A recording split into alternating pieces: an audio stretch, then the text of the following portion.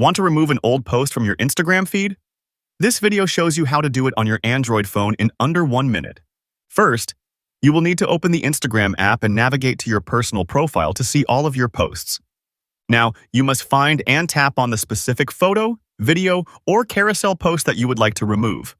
Once the post is open, tap on the 3 dots icon, which is located in the top right corner above your post. A menu will then pop up from the bottom of the screen with several different options for you to choose from.